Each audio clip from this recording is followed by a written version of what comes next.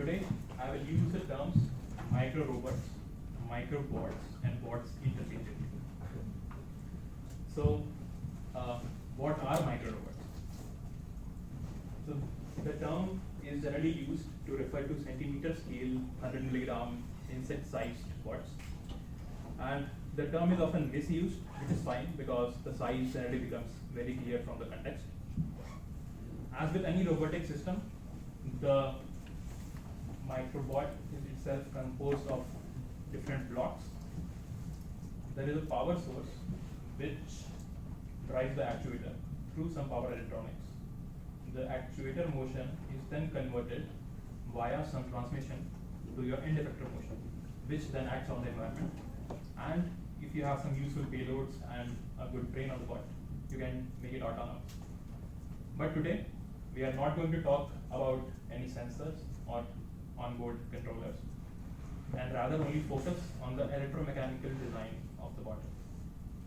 So depending on what blocks are present in the bot, it will fall into one of these sets. It's the set of all bots, including the tethered ones, like those having electrical wires. And then you have your locally untethered kind. So these are untethered, but they need a specially constructed environment to work. For example, a changing magnetic field or a hot plate to provide heat energy. What we are interested in will be the globally untethered kind, which has an architecture which permits the addition of eventual good micro batteries and solar cells. That will make these self-sufficient so that they can operate for hours at a time. Research on making the brains for these bots and useful payloads is ongoing as we speak, which will make them autonomous and they can think for themselves just like insects do. So, today we will talk about rolling, jumping, and flapping wing type of microbots and end the discussion with some design lessons learned. So, the question is, why do we want to build autonomous microbots at all? So, like as with anything, you start with a problem, and you choose it because it's very cool, or you think you might be good at it, and then you build rationalizations around it, feeling more confident with your choice.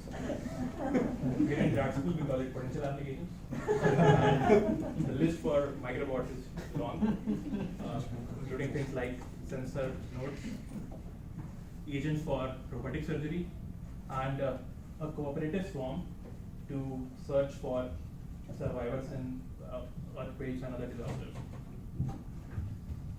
All these applications emerge from their small size and hence the name. So with that, we start with the design of our bots. So why do we choose rolling? So this is a very interesting bot from Liebel group.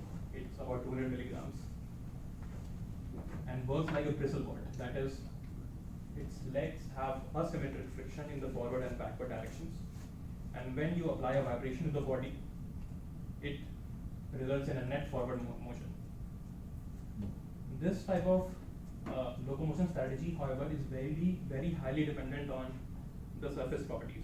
So like if like it can work normally on some surfaces, but the surface is like too rough, it would result in no net motion at all. So that is why we're interested in things like walking motion, but which is more robust to your surface and the environment. But as you can see from this mechanism, the Clan linkage mechanism, if need be, rolling motion can be converted to a walking gait. So therefore, to start with, we'll only focus on the rolling motion. For that, we need wheels that can rotate continuously. But this idea won't take us far because what we have are actuators that move this way. That is, they have small periodic oscillations. So what we need is some kind of a conversion mechanism that can convert what you have to what you need. And for that, we take an inspiration from a ratchet, which is a thing. Basically, it locks when you move it one way, but it is free to move in the other way. How do we make our macro ratchet? Is using a shaft with elastic beams, and this whole thing is placed concentrically through a patterned hole. How do we make these elastic beams? By taking a sheet with cut tabs and then wrapping it around a cylinder, and the hole is patterned using laser cutting. The ratchet alone won't serve won't be able to do what we want to do, so we make a double ratchet, which is basically when the front ratchet is locked, the first one is free, and when the front one is free, the second one is locked. Let's look at it from another angle. So when the back ratchet, which is your input, moves in one direction, it locks with the shaft, which is your output, and makes it move. But when it moves in the other direction, it is free to rotate, but the front ratchet now locks the shaft in place. So the shaft only moves when the input is in anti-clockwise direction, else it is stationary. This thing has a very low backlash, as you can see, and in fact not see in the video, and the ratchet friction is very low. And with this we have the transmission mechanism that we want. Now we can use any actuator. Yeah. What about friction? Where is friction comes in? Yeah, so the friction comes from the contact Okay. you have between your circular hole Yes. and the elastic beams. And how do you deal with the friction? So the friction is basically very low. So even if this was rotating at a very high speed, like 40 RPM. So you make sure that the surface is very smooth. Okay, so we make sure that the contact area between the mechanism is very small, Okay. and smoothness is like what the laser cutter can do. Alright. So now you can use any actuator that can produce a motion, periodic motion. So the options are electrostatic and piezoelectric, but because of the high driving voltage involved, we won't use that. What we end up using is an electromagnetic actuator, which is a magnet plus coil system, because we can choose the winding wire thickness appropriately that can make it low voltage. With that, we drive our ratchet, and if you can see this toothpick, it moves continuously in a clockwise direction. And it works very well because the power lost in friction is negligible compared to the heat loss in the coil, which is good. So What- what is the energy pipe here? Energy concept, In watts? I mean, I presume that's what you were doing, no? just a second. Milliwatts. Yeah. And watts. In watts. Watts. Oh, okay, so I will show that in the next slide, but the numbers are like, the heat loss numbers are like half a milliwatt. Yeah, everything is in milliwatts. And what's the size again? So this thing is a standard toothpick, so that is 2 mm in diameter.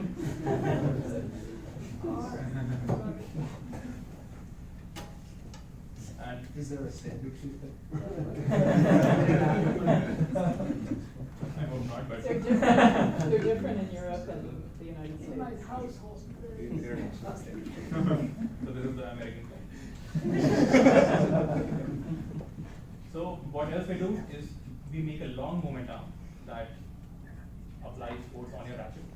What that does is, because of the lever principle, the coil now has to generate only a little bit of force to overcome the friction torque in the ratchet. And because of that, the coil current is very less, and therefore your joule heating is less. So now your actuation, transmission, and props are ready, and making the wheels are very easy. So now you just choose a power source and make the power electronics, so the power electronics is basically an RC oscillator based on op amps. This is a very standard thing in circuits. What this does is produce an oscillating waveform at the output, which is then fed into this H bridge, which is made out of op amps. And when V plus is greater than V minus, the coil current is downwards, and vice versa. And this is the completed circuit, which is 17 milligrams, and made only out of resistors, capacitors, and op amps. So this is the fully assembled pot, weighing about 130 milligrams. Supercapacitor is soldered such that it is very easy to charge it manually later. The power electronics is attached to the center. These are the front pins, and the coil and the magnet is attached via a long moment arm to the ratchet mechanism, and the wheels are connected to the shaft of the ratchet. So this is actually a blooper video of the robot without any traction on its wheel. So you will see that it will get stuck in the space between these two cars and not be able to go anywhere. So this one is powered by lasers, and because it is laser powered, it can operate indefinitely. But the problem is that if the bot moves fast enough, it won't be able to precisely position the laser spot on the solar cell. So therefore next we talk about adding supercapacitors onto it. So now we add spikes to the wheels and operate it on a piece of paper for better traction. And the wheels rotate at about 300 degrees per second, and it moves forward at 27 mm per second. After charging the capacitor fully at 3 volts, it can operate for 8 seconds till the capacitor voltage drops down to 1 volt and the electronics can no longer function. The power is basically heat loss, and it's about half a milliwatts. The speed of the robot can be increased very easily by 10 times by just increasing the actuation frequency from 20 to 200 Hz, while consuming the same amount of power, because even then heat loss will be the major contributor to power consumed. So this ended up being like the smallest and untethered rolling microbot, and there are few other ones, but those are not globally untethered. For example, using magnets in a rotating external field to produce motion. We would like to say that this idea of using small displacements to achieve a big enough displacement is used in ultrasonic motors, and for example the Inchworm motors used in Chris Beecher's group. But the way we do it using like micro ratchets is like very new.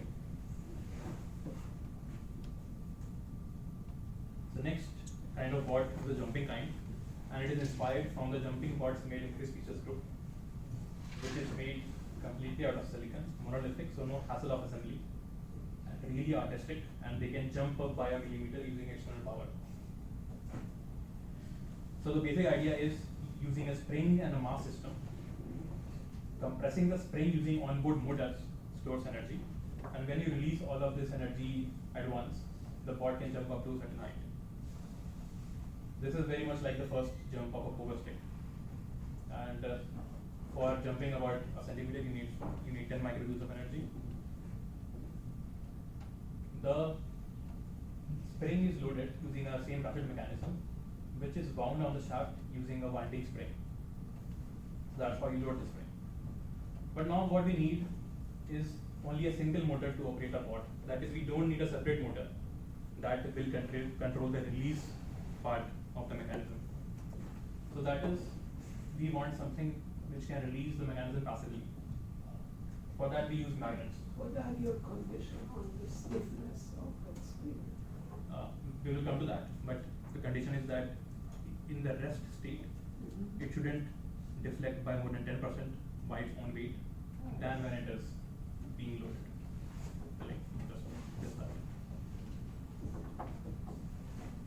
So if you use two magnets in this configuration and they are being attracted by a certain amount of force, if you exceed that attraction force even a little bit, that leads to an instability, and the magnets are released rapidly.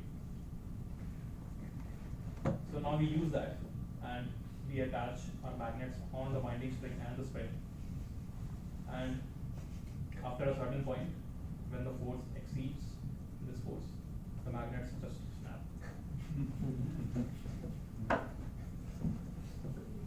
So the actuator we use is again a coil plus magnet system, and the basic principle is still the ratchet, which is driven by a long moment arm fire actuator, and the stand connects the feet of the robot to the planar spring, which is what will eventually be loaded.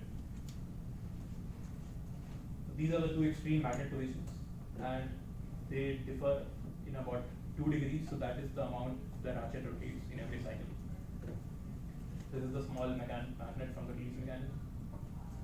and the bot, if you ignore the stand and the feet, the main part of the bot is actually very small. So we calculated the release mechanism for the release force for our magnets, and that determines the amount of extension that you want in your spring, so that you're able to store about like 10-11 megajoules of energy, which will theoretically make your robot jump up by 12 mm. But in reality, we observe it to load up just by 8 mm because of wind resistance and other non-idealities in the mechanism. So this is the bot in action. You can notice that this string is binding on the shaft, which is pulling on the spring, which is being extended. And during the whole process, you can see the bot is going down just a little bit. So this happens very quickly, and therefore there is a slow motion of the jump. So philosophically, this is very much like doing a PhD. There is a lot of build-up and nothing happens. When things click and stuff happens, really well. So, but moving away from that.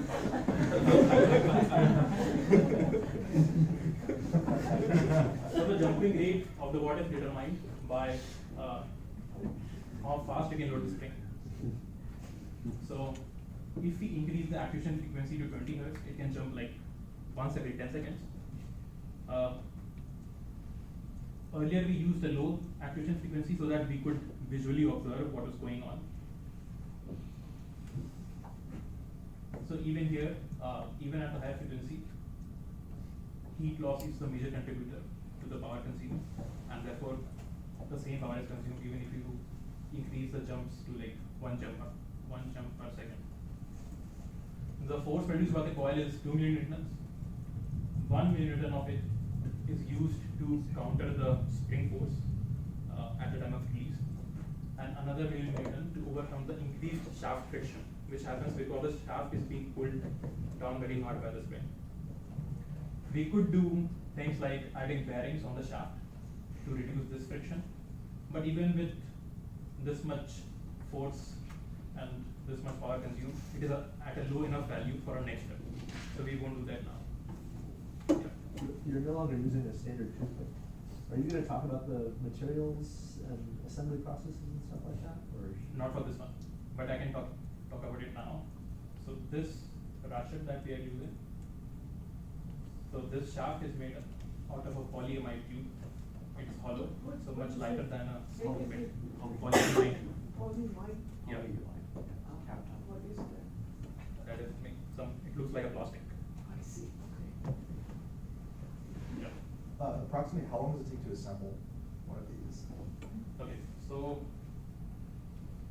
the ratchet takes like 5 minutes, and everything else takes like 2-3 hours. And you can assemble one of these in a day. And that's laser cut steel, or? Yeah, so everything is laser cut, and it is steel, and the supporting structures are aluminum.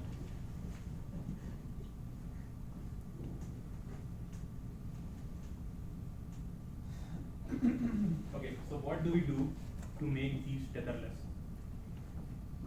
So we could use the same electronics that we use for our rolling bot, but we decided on doing something much simpler. Is that we connect 2 photovoltaic cells in opposite polarity to our coil. So shining the laser on one of them moves the coil in one direction, and shining the laser on the other moves the current in the other direction. This alternate shining is done manually, so you cannot do more than a jump a minute. And when the spring is finally loaded, you can see it jumping, which is very fast, so here is the slow motion.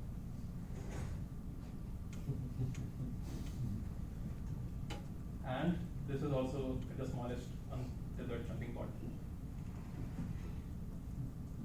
The green light you see here is the laser we use is an infrared laser, which is invisible to the naked eye. So this is an indicator card which converts that light to a green light so that we can see where we are pointing the laser. the Churaman had a untethered jumping robot. Was it bigger than this? It was, you had to load it manually. Well, it was a one shot, it was chemical, right? Yes, so it's like But much- that guy was one shot also. Was he- Like this one? Yeah. When he landed like that. Does he jump again? Okay. If it falls, it is one shot. The stable one is stable. So now we take a little detour here and talk about bots. These ones are tethered, but we will still talk about them because these are the smallest flapping wing bots anybody has ever made.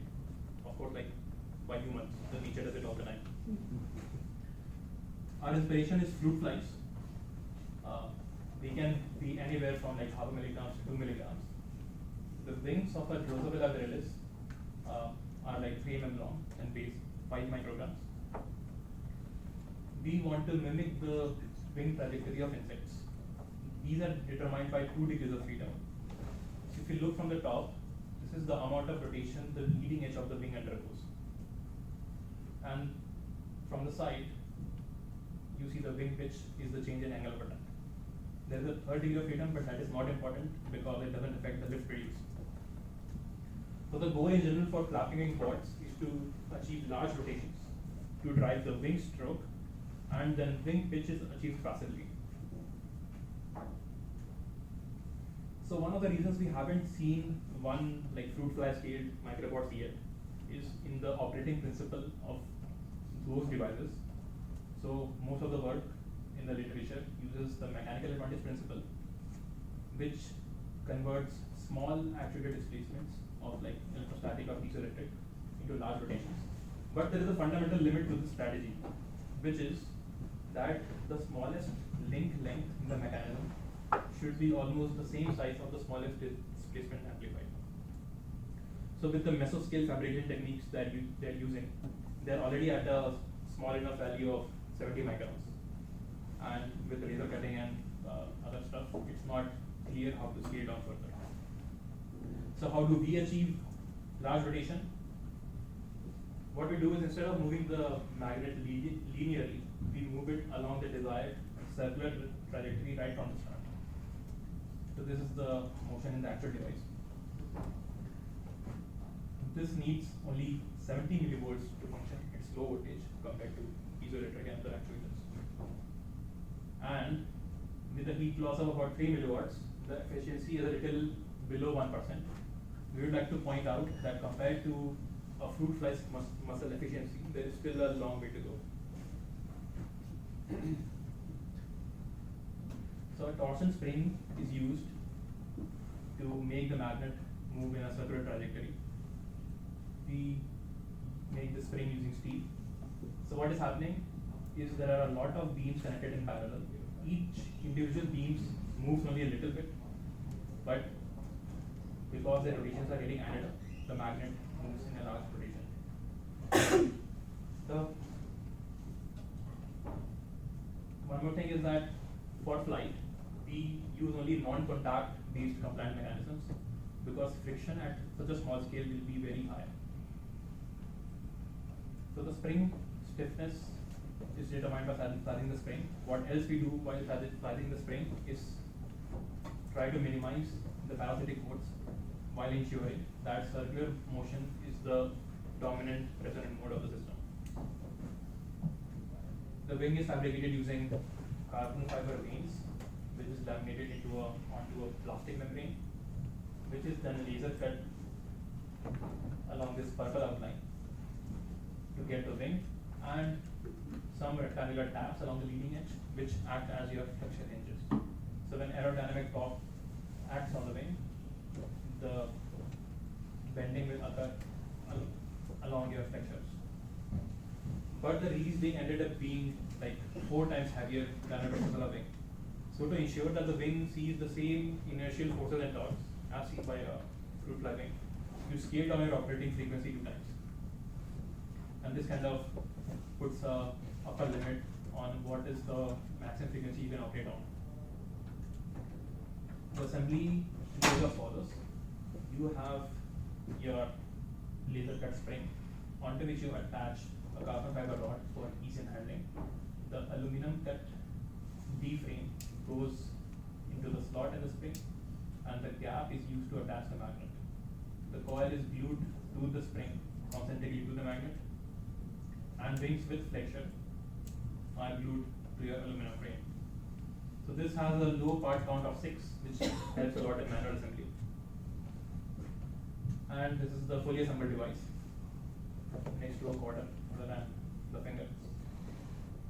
The heaviest parts are the magnet and the coil,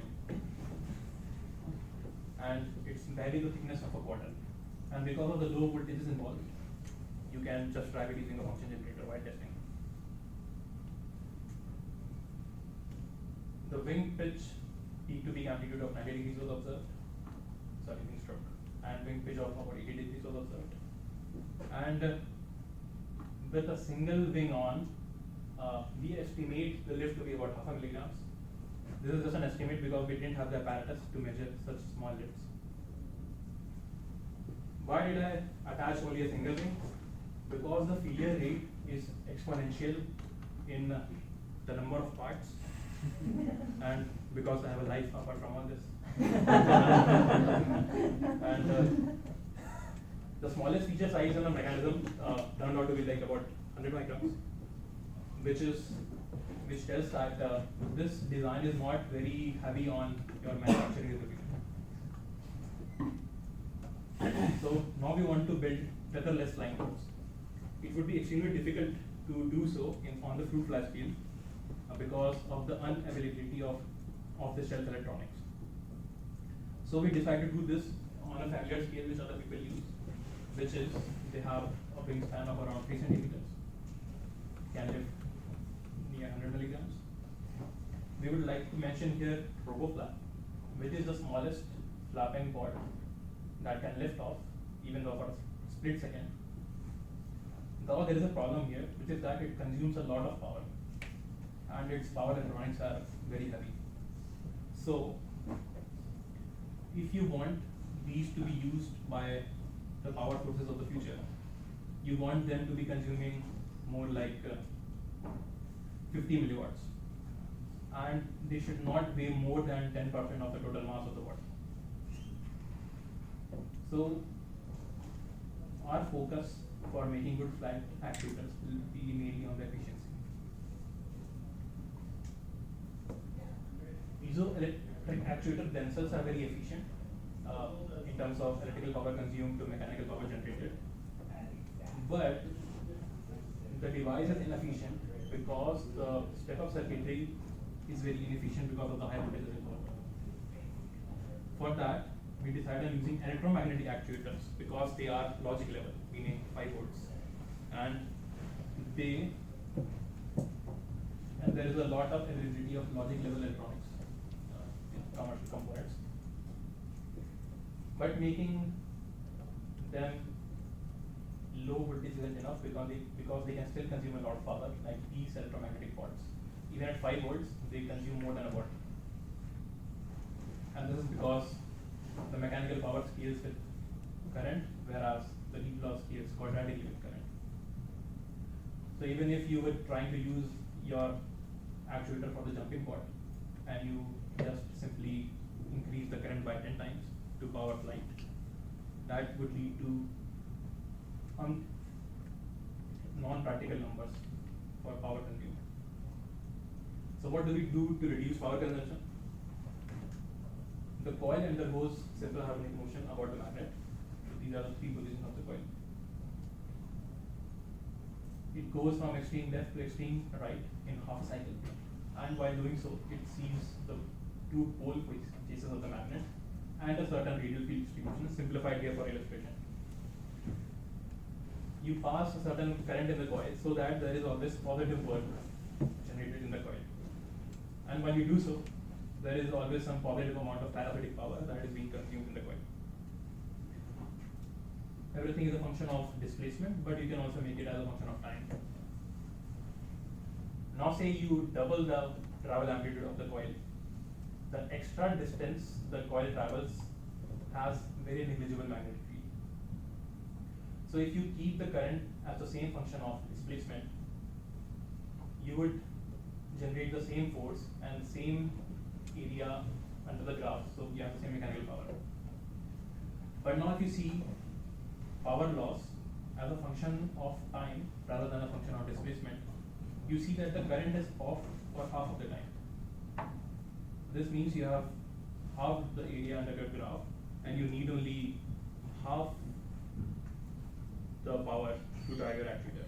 So this idea might be a very non-iterative at the beginning because the extra distance the coil is traveling doesn't have any field, but the advantage is gained because of the increased velocity of the coil.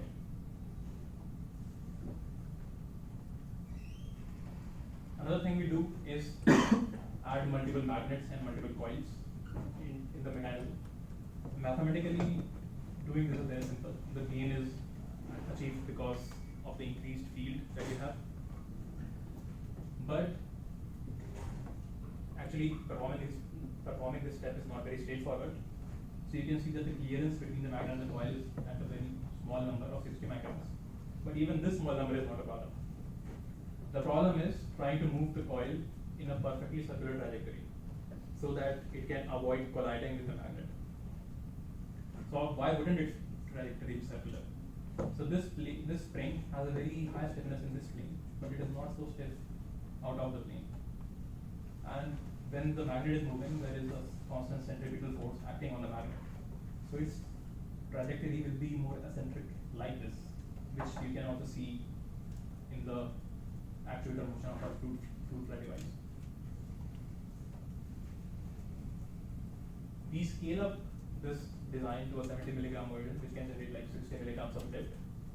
This one is now with a single magnet, and it's important to note that with a single magnet, there is no problem, there is no collision problem. Why? Because at 0 degrees, this eccentric path approximates the actual circle path very well. But if you go away from 0 degrees, which will be the case when you're using multiple magnets, the deviation is large enough for the collision to happen. So what do we do to solve this problem? We add a diametrically opposite countermass so that there is no net force acting on the spring system and it sees only pure torques. But just adding a useless 12 milligram mass will add like extra weight to a device without serving any purpose. So what we do is instead of adding just a dead weight, we design our power electronics to be the same weight as our coil so that we can use that to balance our system. Okay. So we could make our power electronics the same way that we made the electronics for our rolling pot, but the frequency in that was pre-programmed, and we don't want to do that. Why is that bad? First of all, the resonant frequency changes a lot during assembly. Like if you use some extra glue, it changes by hertz, and because there is a ring on the device, there is variable damping, so the frequency is also a function of the amplitude of oscillations. But so you want electronics to sense the true resonant frequency and excite the system at that. Doing that is actually simple. So this is the back EMF of the device, and the mechanical power is basically coil current times back EMF. You want the coil current to have the same sign as the back EMF to produce the correct excitation. How you do that is you make a simple sensing circuit using just resistive dividers. So if you place your coil here, the difference in the outputs produced by the circuit is proportional to the back EMF. And now this can connect your photovoltaic cell in the right direction with your coil. This is the edge bridge we made from before, and this is what we will be using. So our circuit turned out to be like a little less than 9 milligrams, and it is made only of resistors and capacitors. Sorry, resistors and op-amps. And because the component size is less than the electronics for the rolling pot, it is also like half in weight compared to the electronics of the rolling pot. What PCB manufacturing technology did you use? Also, this is all laser cutting. This is a Kapton film, and using an adhesive film, you attach laser cut copper fluting wires onto it, and then these are all placed manually on this PCB, and it is soldered using hot air gun and your solder paste.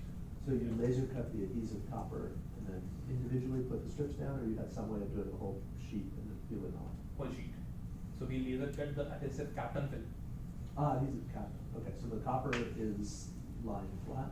Yes. Cut, and you put the adhesive cap on top of it? Exactly. So there is no a lot of visual element required.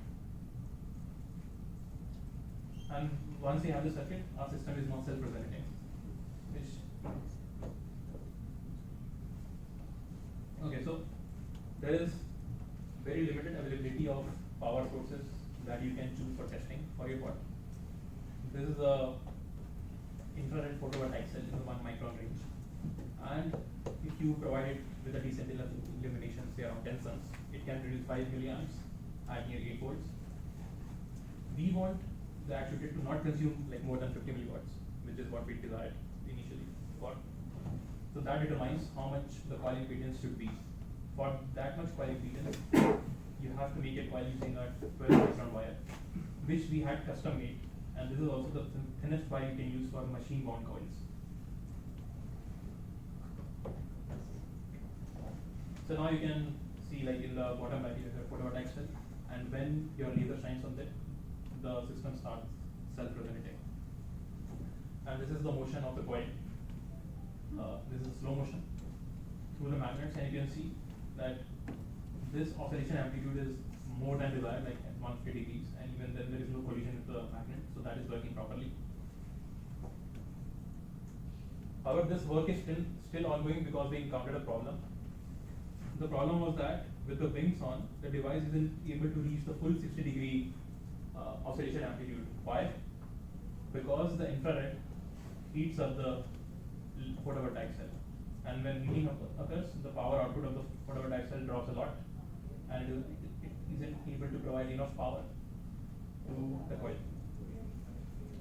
But if we had an ideal battery, the actuator is actually efficient enough to consume low power at a low voltage. And when we did try it previously with a single magnet and a single coil, even this one was an order of magnitude better than the other actuators that are used in the literature. So adding 2 magnets, we guess that this one will be like even more better than this one. Okay, so to summarize, we made the smallest untethered doping board, and what we want to do next is control the left and right wheel separately so that there is some amount of steering, and then use coin cells from the watch industry to make it operate for like hours at a time. Then we made the smallest untethered jumping board, and what we want to do is increase its jump amount by 10 times, and also add a forward component so that it can jump over obstacles and actually get somewhere, and use the same kind of battery here as well.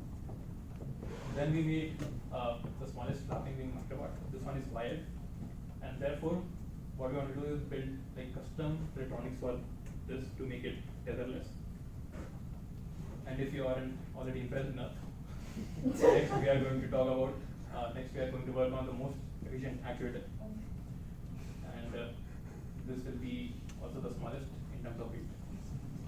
And we want to add a passive stable hoverability onto it so that it is state of the art.